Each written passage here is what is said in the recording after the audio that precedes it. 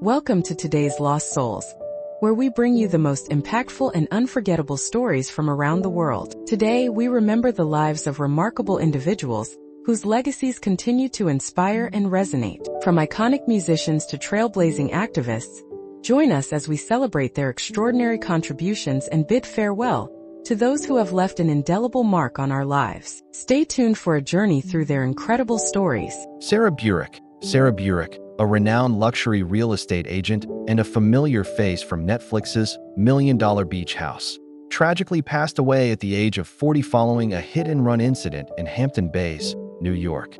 Her sudden and untimely death has left the real estate community, her friends, and fans of the show in deep shock and mourning.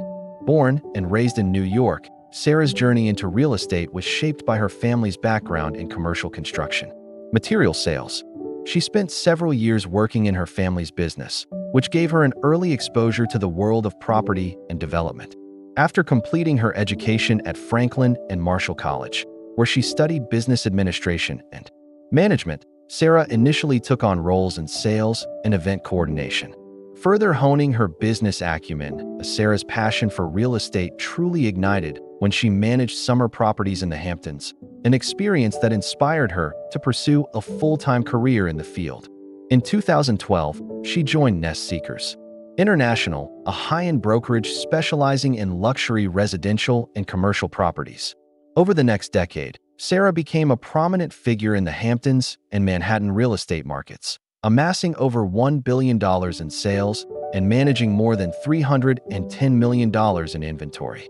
Her expertise spanned condominiums, co-ops, commercial, investments, new developments, and luxury rentals, making her a trusted advisor for both buyers and sellers. Sara's charisma and professionalism earned her a spot on the Netflix reality series $1 Million Beach House in 2020. The show followed the competitive world of Hampton's real estate, and Sara quickly became known for her sharp negotiation skills and deep knowledge of the market. Although she appeared only in the first season, her presence left a lasting impression on viewers and colleagues alike. Beyond her professional achievements, Sara was deeply committed to philanthropy. She volunteered with animal welfare organizations such as the ASPCA and Southampton Animal Shelter, and devoted significant time to the Leukemia and Lymphoma Society's New York City chapter, even running for Woman of the Year in 2017. Her dedication to giving back was a defining aspect of her life, and she was known for her generosity and compassion within her community. Sara's tragic death occurred in the early hours of June 19, 2025, when she was struck by a vehicle on Montauk Highway and left unconscious at the scene. Despite being rushed to Stony Brook University Hospital, she succumbed to her injuries later that day. The incident led to a police investigation, and a suspect was apprehended and charged with leaving the scene of a fatal accident. Sara Burack's legacy endures through her impact on the real estate industry, her philanthropic work, and the countless lives she touched with her warmth and professionalism. Her loss is deeply felt by her family, friends, colleagues, and the many clients who trusted her to help them find their dream homes. Lynn Hamilton, the celebrated actress best known for her memorable roles as Donna Harris on the iconic sitcom Sanford and Son, and as Verdi Grant Foster on the beloved drama The Waltons, passed away peacefully at the age of 95 due to natural causes on June 19, 2025, in her Chicago home. She was surrounded by her grandchildren, loved ones, and caregivers at the time of her passing, marking the end of a remarkable life and career that spanned over 5 decades. Born Alzenia Lynn Hamilton on April 25, 1930. In Yazoo City, Mississippi, she moved with her family to Chicago Heights, Illinois, at the age of 11. There, she nurtured her passion for acting, studying at the Goodman Theater and gaining valuable experience in Chicago's community theater scene. In 1956, she relocated to New York City, where she made her Broadway debut in 1959 with the production Only in America. Her stage career included notable performances in productions such as The Cool World and Tambourines to Glory, showcasing her versatility and depth as an actress. Lynn Hamilton's film debut was in the 1959 John Cassavetes drama Shadows, a pioneering work in independent cinema. Over the years, she appeared in various films including Brother John, Buck and the Preacher, and Lady Sings the Blues, the latter telling the story of jazz legend Billie Holiday. Her film work complemented a prolific television career, where she became a familiar face in American households. Her breakthrough role came with Sanford and Son, which premiered in 1972. Initially cast as a landlady in the show's 7th episode, her performance impressed producers so much that they created the character Donna Harris specifically for her. Donna became the girlfriend and later fiancée of Fred Sanford, played by Redd Foxx, making Lynn Hamilton a beloved figure in one of television's most popular sitcoms. Simultaneously, she portrayed Verdie Grant Foster on The Waltons, a role she reprised in television reunion movies, further cementing her status as a versatile television actress. Beyond these iconic roles, Hamilton appeared in numerous other television series and soap operas, including Roots, The Next Generation, The Golden Girls, Generations, Dangerous Women, 227, and The Practice. Her ability to bring authenticity and strength to a wide range of characters made her a respected and enduring presence on screen. Lynn Hamilton's legacy is one of trailblazing talent and dedication. Her career not only broke barriers for African American actresses during a transformative era in entertainment, but also inspired generations of viewers and performers alike. Her former publicist, Reverend Calvin Carson, expressed profound gratitude and admiration for her extraordinary life, noting that her remarkable legacy continues to uplift and inspire audiences worldwide. As the entertainment world mourns her passing, Lynn Hamilton's work remains a testament to her skill, grace, and the powerful impact she made on stage and screen. Her contributions to television and film will continue to resonate, ensuring her place as an iconic figure in American entertainment history. Jack Betts. Jack Betts, a distinguished character actor known for his memorable roles in spaghetti westerns, Broadway, and Hollywood films including Sam Raimi's Spider-Man, 2002, passed away peacefully in his sleep on June 19, 2025, at the age of 96 at his home in Los Osos, California. His nephew, Dean Sullivan, confirmed the news, marking the end of a prolific career that spanned over 6 decades and left a lasting impact on film, television, and theater. Born Jack Fillmore Betts on April 11, 1929, in Jersey City, New Jersey, he moved with his family to Miami at the age of 10. Inspired early on by Laurence Olivier's performance in Wuthering Heights, 1939, Betts pursued his passion for acting by studying theater at the University of Miami. After graduation, he relocated to New York City, where he made his Broadway debut in 1953 in the production of Richard III, starring Jose Ferrer. His dedication to his craft earned him a scholarship to the prestigious Actors Studio, where he honed his skills under the guidance of legendary figures like Lee Strasberg and Elliott Kazan. Jack Betts' film debut came in 1959 with the Canadian thriller The Bloody Brood, and he soon became a familiar face in television and film. He gained recognition for his roles in about 15 spaghetti westerns during the 1960s and early 1970s, often credited under the pseudonym Hunt Powers.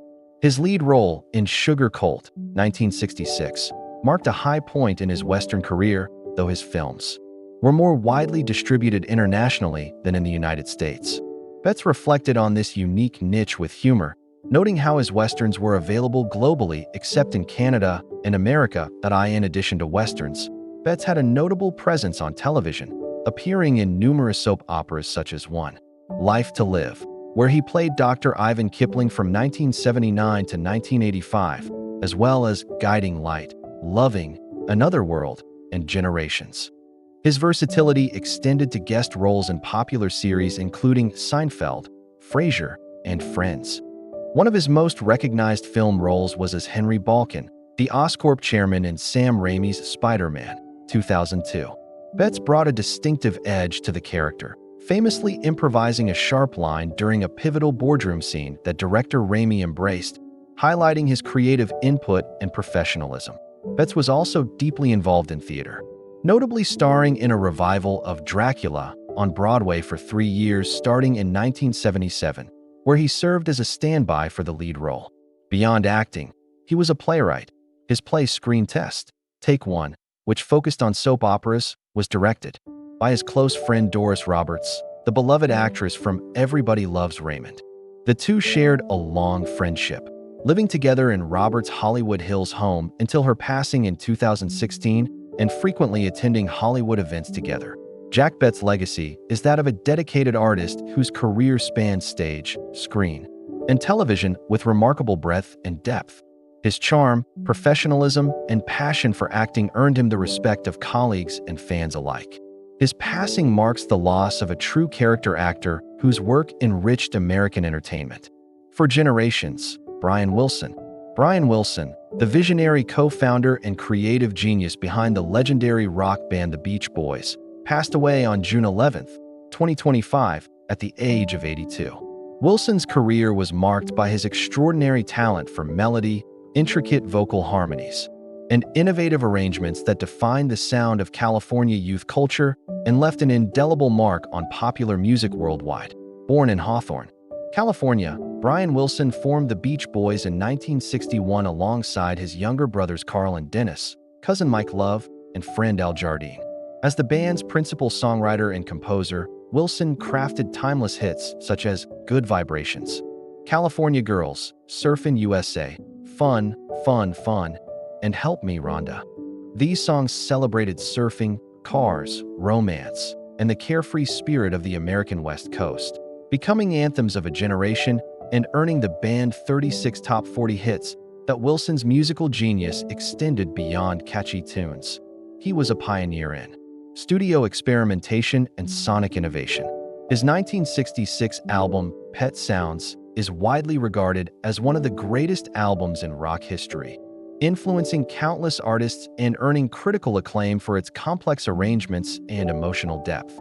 Despite his success, Wilson's life was also marked by struggles with mental health issues, substance abuse, and the pressures of fame, which he found difficult to endure. In his later years, Brian battled dementia and faced challenges in self-care, especially following the death of his wife Melinda Wilson in early 2024, who had been his primary caregiver. This led to a court-appointed conservatorship to oversee his personal and medical affairs. His family expressed profound sorrow at his passing, sharing their grief publicly while asking for privacy during their mourning. Brian Wilson's legacy as a musical innovator and poet of summer lives on through his vast catalog of songs that continue to resonate with fans around the world. He was not only the last surviving of the three Wilson brothers in the band, but also a symbol of artistic brilliance tempered by personal hardship.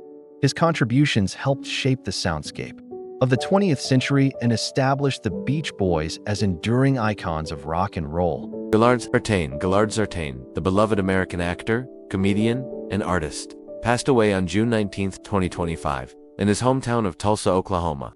At the age of 81, over a career spanning more than 5 decades, Sartain became a cherished figure on television and film, known for his vibrant characters, comedic genius, and artistic talent that left an indelible mark on American pop culture. Born in Tulsa in 1943, Gaylord Lee Sartain Jr. grew up in a family with deep roots in the community. His father, Gaylord Sartain Sr., was Tulsa's fire chief from 1956 to 1964. Gaylord attended Castilla Hall Preparatory School and graduated from Will Rogers High School in 1963. He went on to earn a Bachelor of Fine Arts from the University of Tulsa, where his passion for the arts flourished. After college, Sartain briefly moved to New York City to work as an assistant to renowned illustrator Paul Davis, gaining experience that would later inform both his visual and performing arts careers. Sartain's entry into the world of entertainment began behind the camera as a local television cameraman in Tulsa. However, his creative spirit soon led him in front of the lens, where he created the eccentric wizard character Dr. Mazeppa Pompazoidi for the late-night comedy program The Uncanny Film Festival and Camp Meeting. The show, which ran from 1970 to 1973, became a cult favorite in Tulsa, featuring offbeat skits and B-movie breaks with a young Gary Busey among the cast. Sartain's unique comedic style and improvisational talent caught the attention of a talent scout, launching him into national stardom. In 1972, Sartain joined the cast of the country music variety show Hee Haw, where he would remain a fixture for nearly 20 years. On Hee Haw, he played a variety of memorable characters, including Orville, the cook, and Maynard the clerk, endearing himself to millions of viewers with his warmth, wit, and impeccable comic timing. He also starred in the spin-off Hee Haw Honeys, further cementing his place in television history. Sartain's filmography is as diverse as it is impressive. He appeared in over 40 films, often playing Southern characters with depth and nuance. Notable performances include The Big Bopper in The Buddy Holly Story, Jerry in The Outsiders, Sheriff Ray Stuckey in Mississippi Burning, and Ed Couch in Fried Green Tomatoes. His role as a racist sheriff in Mississippi Burning marked a pivotal moment in his career, showcasing his range beyond comedic roles and earning him critical acclaim. Sartain also became a familiar face in the Ernest P. Worrell film franchise, playing Chuck in Ernest Goes to Camp, Ernest Saves Christmas, and Ernest Goes to Jail, as well as appearing in the children's series Hey Vern, It's Ernest. Beyond acting, Sartain was a gifted visual artist. He designed iconic posters for Tulsa's Mayfest and created album covers for musicians such as Leon Russell, The Tractors, and Daddy A-Go-Go. His artistic contributions extended to nationally published magazines, where his illustrations were celebrated for their originality and flair. Despite his fame, Sartain remained deeply connected to his Tulsa roots. He was known for his generosity, humor, and humility, qualities that endeared him not only to fans but also to colleagues and friends. His wife of 36 years, Mary Jo Sartain, and their children Sarah, Esther, and Ben, as well as his granddaughter, Chloe, and great-grandson Teddy, survive him. Mary Jo fondly remarked, "Actually, he died of silliness, a testament to the joy and laughter he brought into the world." Colleagues and fans alike recall Sartain as a man who could light up any room, whether on set or at home. He mentored young performers, collaborated generously with fellow artists, and approached every role with passion and creativity. His legacy lives on in the countless stories, characters, and works of art he leaves behind. Gillard's passing marks the end of an era for American comedy and entertainment. His influence will continue to inspire future generations, both on screen and in the arts, ensuring that the spirit of silliness and creativity he embodied endures for years to come. Stanislav Zarsky, an acclaimed Czech actor and recipient of the prestigious Thalia Award for Lifetime Achievement in Drama, passed away on June 20, 2025, at the age of 85. His death was announced by the National Moravian Salesian Theater, where he spent more than 3 decades as a central figure, shaping the landscape of Czech theater and inspiring generations of performers. Early life and career burn on October 11, 1939, in Prague, then part of the Protectorate of Bohemia and Moravia, now the Czech Republic. Zarsky's passion for the performing arts emerged early. He began his acting journey in the vibrant post-war Czech theater scene, quickly establishing himself as a versatile and deeply committed performer.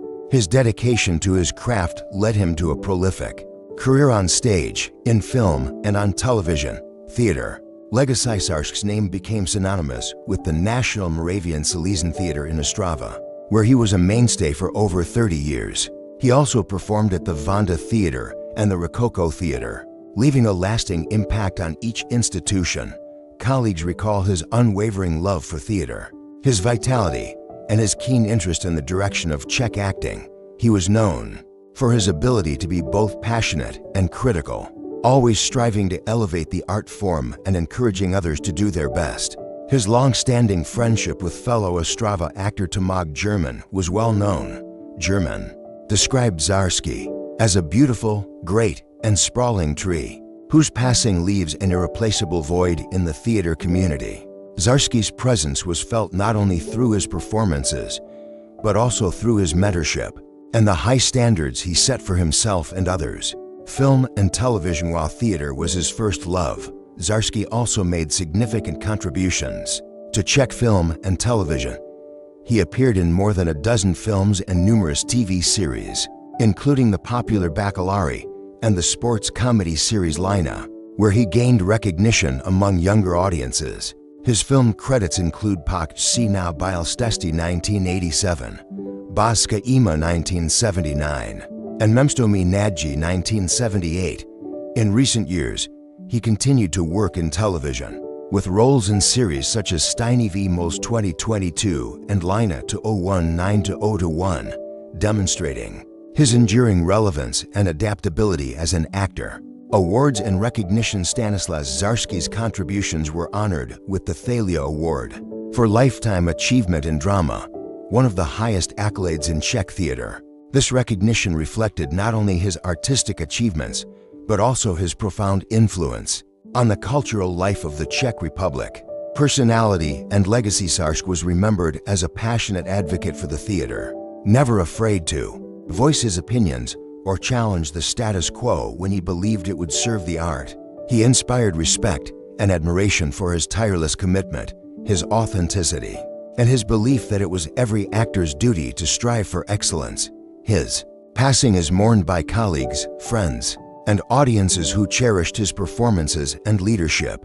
As Tamag German poignantly said, "The loss of such a towering figure leaves a great clearing in the world of Czech theater, one that will take a long time to fill, and never in quite the same way." Stanislav Zarski's legacy endures. Through the countless roles he brought to life and the generations of actors he inspired, he remains a symbol of dedication, artistry, and the enduring power of live performance.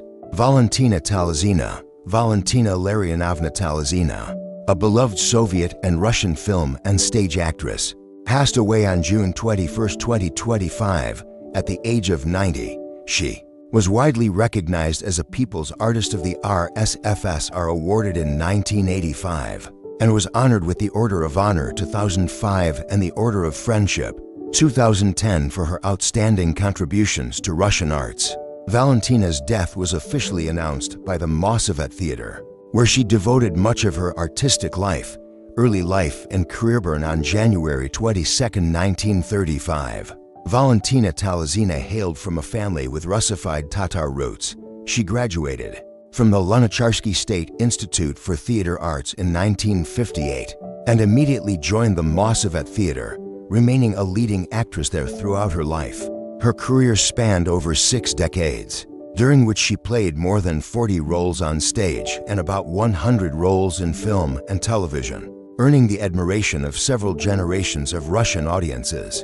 Iconic roles and artistic impact. Talyzina was best known for her warm, soulful portrayals in classic Soviet films such as The Irony of Fate or Enjoy Your Bath, 1975, Afanya 1975, The Old Robbers 1972, and Zigzag of Success 1968. In The Irony of Fate, she not only acted, but also provided the voice for the character Nadia, originally played by Barbara Brylska, whose Polish accent was dubbed by Talyzina to appeal to Russian audiences. Her characters were often remembered for their natural kindness, charm, and soft femininity, qualities that endeared her to viewers. Valentina's wide erudition and deep literary knowledge also led her to create and perform numerous poetic programs in theaters and concert halls across Russia and abroad. She was an active participant in radio performances, reading poetry and prose with great enthusiasm. Later years and health struggles. In recent years, Valentina faced significant health challenges. She suffered from polyradiculonephy, a severe neurological condition that caused muscle weakness and loss of sensation in her legs, eventually confining her to a wheelchair. She also endured a stroke in 2019, which required a long and difficult recovery. Despite these hardships, she returned to the stage in 2022 and continued performing, demonstrating remarkable resilience and optimism.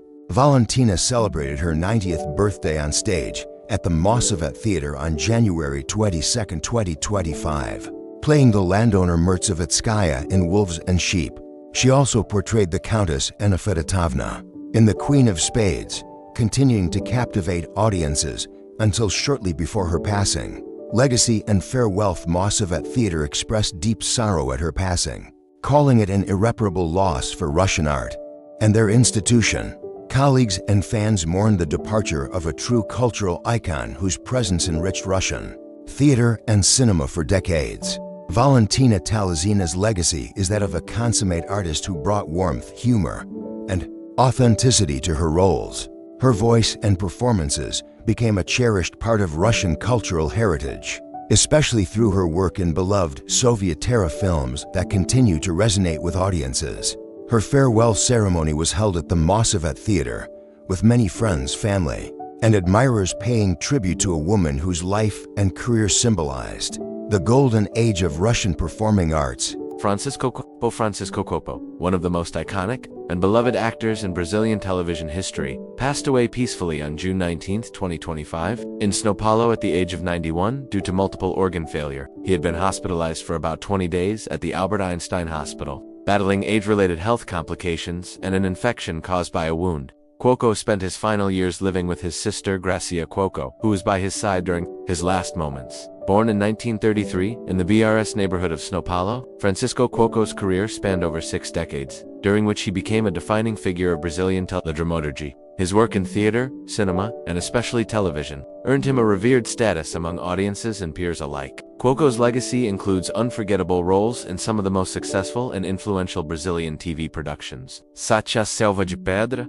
O Astro, O Rebu, and Celebridade, all of which helped shape the landscape of Brazilian popular culture. Cuoco was known not only for his talent, but also for his charisma and versatility as an actor. He could effortlessly portray complex characters, ranging from romantic leads to intense dramatic roles, which endeared him to generations of viewers. His ability to bring depth and humanity to his characters made him a standout figure in the entertainment industry, and his name became synonymous with quality and dedication to the craft. His death was met with widespread mourning across Brazil. Fans, friends, and colleagues gathered to pay their respects during a public wake held at funeral home in the Bela Vista district of São Paulo. The wake, open to the public from morning until mid-afternoon, was a testament to the profound impact Cuoco had on his audience and the cultural fabric of the nation. The burial took place later that day in a private ceremony attended by close family and friends, underscoring the deep personal loss felt by those closest to him. Cuoco is survived by his 3 children, Tatiana Rodrigo and Diogo Ann's grandchildren, who continue to honor his memory. His family released a heartfelt statement expressing gratitude for the outpouring of love and condolences,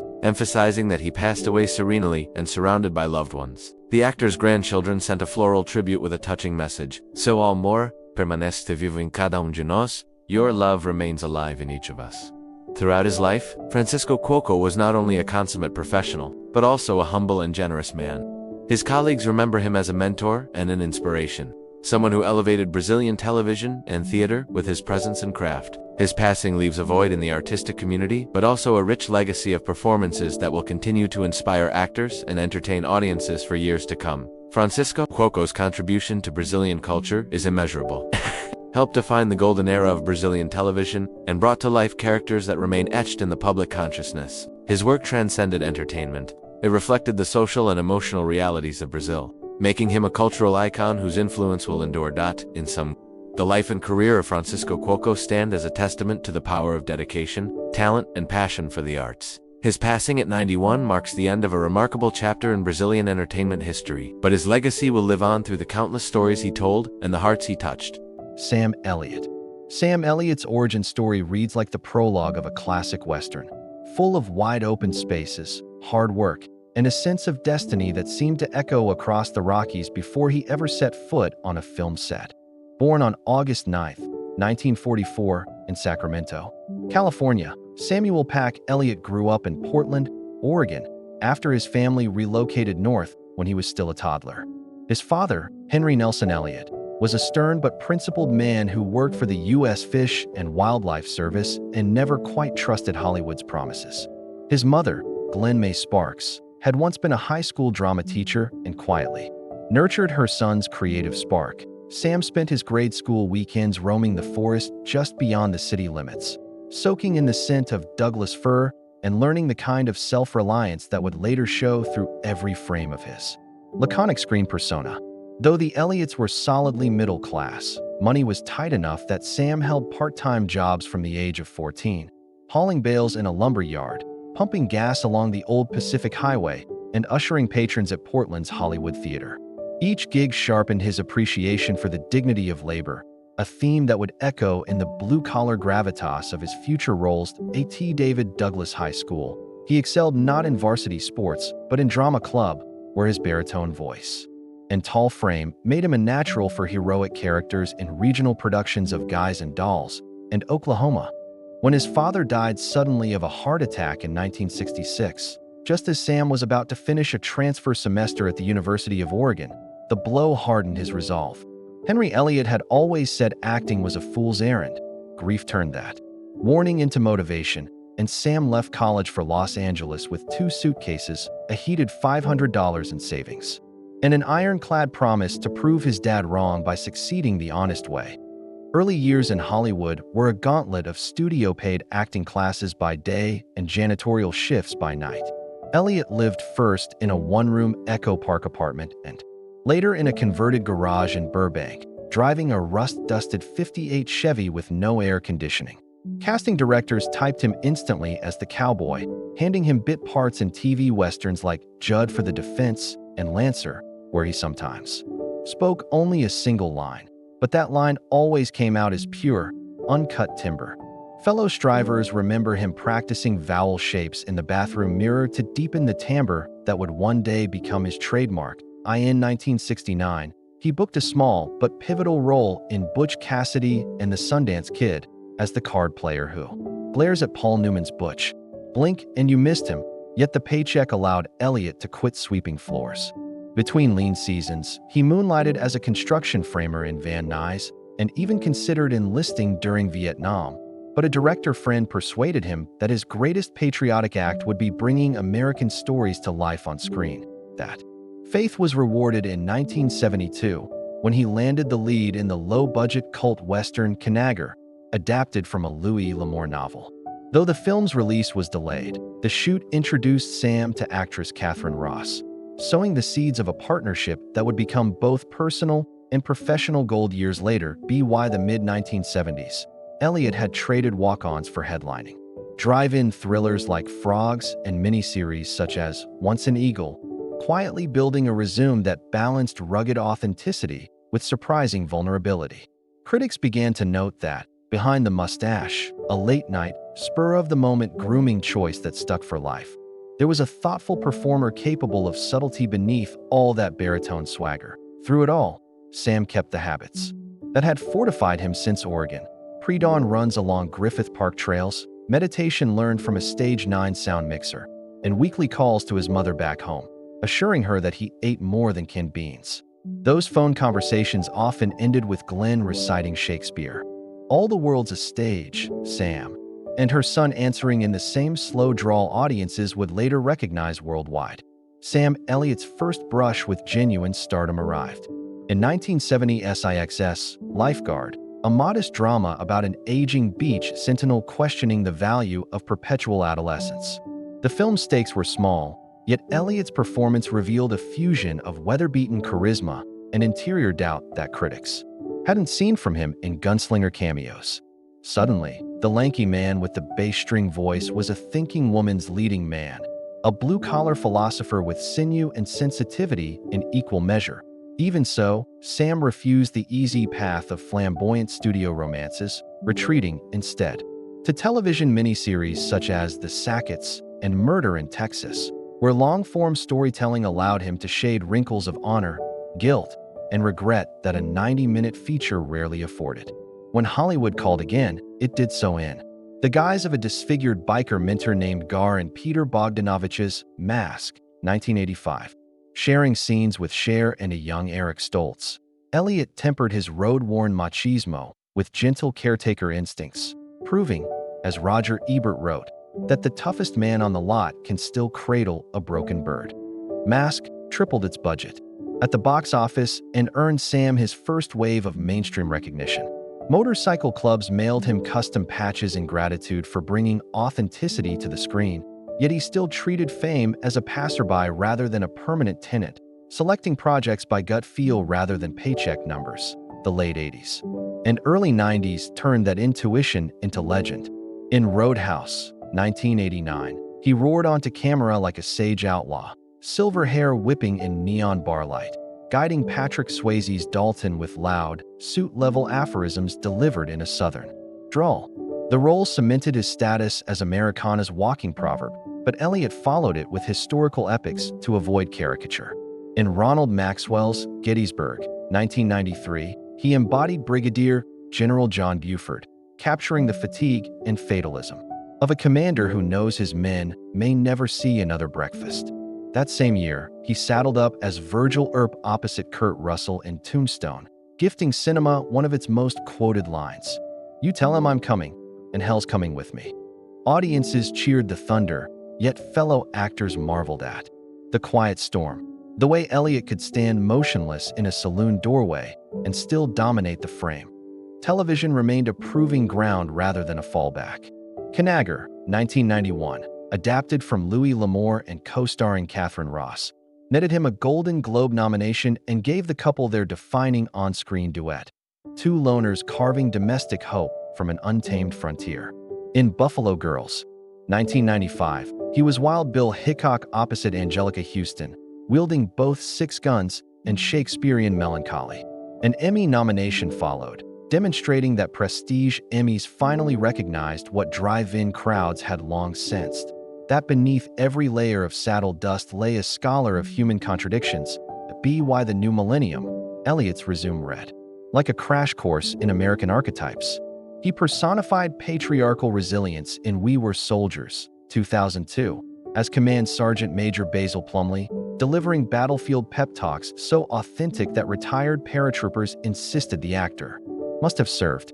In Ang Lee's Hulk, 2003, he played General Ross with flinty paternal heartbreak, later returning to the comic book realm as the spectral caretaker in Ghost Rider, 2007, swapping pistols for a flaming chain without losing a shred of gravitas. The Golden Compass, 2007, let him channel cosmic cowboy Lee Scoresby, while Pixar's The Good Dinosaur, 2015, distilled his essence into a gruff yet nurturing T-Rex named Butch, proof that even children's animation found value in that unmistakable timbre. Yet it was Bradley Cooper's A Star Is Born, 2018, that reintroduced Elliott to a generation fluent in streaming butt bronc buster behind. Those visits remind him that time remains undefeated, nudging him to capture every role while the body still obeys the heart. Some mornings, his knee groans at the thought of another saddle scene, yet he hears Henry's phantom voice telling him to quit complaining and ride. So he rides into dawn workouts, onto film sets, across charity speaking tours, carrying an invisible posy of memories that inform each tightening of the reins that in some ways. Sam Elliott's losses have been many: parents, mentors, genre comrades, illusions of cinematic permanence. But none have dimmed the steady ember at his core. Instead, each departure etched a new layer of empathy into that resonant baritone, transforming grief into storytelling fuel. When he gazes across an empty soundstage at Rap, he's not just seeing spotlights and sandbags. He's conversing with ghosts who once laughed beneath those same rafters. That communion, he insists, keeps him honest, reminding him that every take could be someone's last, and therefore must be worthy of being first. Sam Elliott begins most mornings on his Malibu ranch long before the Pacific sky blushes pink, padding through dew-soaked grass to a converted barn that doubles as gym and recording booth. A quick stretch, 30 minutes on the rowing machine, then straight into vocal warm-ups, low hums that vibrate the rafters like temple gongs. At 80, he insists that routine is less about preserving vanity than about staying match fit for whatever script drops next. That readiness has paid off yet again. Paramount officially announced this spring that Elliott is joining Taylor Sheridan's oil industry drama Landman as a series regular for season 2, reuniting him with longtime friend Billy Bob Thornton and introducing his gravitas to a fresh batch of streaming audiences. Fans already dissect set photos for clues to his role, but Sam keeps details close, joking that spoilers ruin the campfire. Let the story ride in, he tells reporters, voice rumbling like distant thunder. Anticipation, he believes, is half the fun. When cameras aren't rolling, Elliott favors the quieter rhythms of ranch life with Catherine Ross, his wife of 40 years, and their small herd of rescue horses. After the Woolsey fire nearly erased the property in 2018, he rebuilt with fire-resistant stone and drought-tolerant native plants, installing solar panels that now power the entire compound. Afternoons often find him at a rustic writing desk, reviewing potential voiceover scripts, pickups for a forthcoming Ken Burns documentary, a character cameo in an Aardman Clay animation short, or narration for a PBS Nature episode on gray wolves. He likens voice work to radio theater with better coffee and selects projects the way a rancher chooses seed, slowly, with an eye toward long-term soil health rather than quick yield. Community service still frames his calendar. Proceeds from his recent truck commercial contract funded the Sam Elliott Wildfire Resilience Initiative, underwriting volunteer hotshot teams that clear defensible space in high-risk canyons across Ventura County. He remains honorary board chair of Horses and Heroes, a program matching veterans with equine therapy sessions. Once a month, He dons well-worn ropers to lead trail rides for Marines rehabbing PTSD, trading war stories for corral jokes and teaching the art of silent conversation with a skittish gelding. Hollywood observers note that he seldom invites press to these events. His publicist jokes, "The best photo op you'll get is dust." Yet participants say the experience of hearing Elliott's baritone read them Louis L'Amour passages under open sky is as healing as any medicine. Family remains his anchor. Daughter Cleo Rose performs indie folk sets in nearby winery courtyards whenever schedules permit. Father and daughter close the encore with an acoustic rendition of Wayfaring Stranger, her lilting mezzo weaving through his gravel-rich bass. The onstage hug that follows still surprises Sam, who once feared those teenage storm clouds would never part. At home, he dotes on two mutts, Hank and Ma, rescued from a Bakersfield shelter. Evenings often conclude around an outdoor fireplace where Ross reads Steinbeck aloud while her husband cleans his TAC and traces Orion across the night sky. Asked in a recent podcast if he envies peers who've slowed into full retirement, Sam laughed. "I retire every night when my head hits the pillow, then I unretire at dawn. Works just fine." Looking forward, Elliott's slate is deliberately sparse yet intriguing. Beyond Landman, he's attached to produce and star in a limited series adaptation of Cormac McCarthy's Cities of the Plain, aiming to film in New Mexico after. The Writers and Actors Guilds finalize updated safety standards for horse work. He's also in talks to narrate a Smithsonian Channel deep dive on the American frontier's cartographic history and has quietly optioned a novella by contemporary Western poet Tess Kelly, hoping to spotlight women's voices in a genre he admits once skewed too rough and tumble, not enough tender. The through line across these ventures is legacy.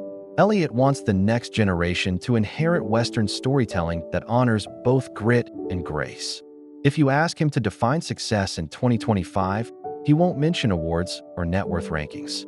Instead, he'll recall splitting cedar with his father in Portland, the scent of sap mixing with rain, and how those moments taught him life's real currency is time well spent. Today, he spends that currency with monk-like intention, balancing set calls, charity rides, and front porch sunsets until the ledger feels honest. Somewhere between the clack of a film slate and the creak of saddle leather, Sam Elliott has forged a present tense that echoes everything audiences love about his past roles. Durable, unhurried, and always riding just far enough ahead that the horizon still shimmers with possibility.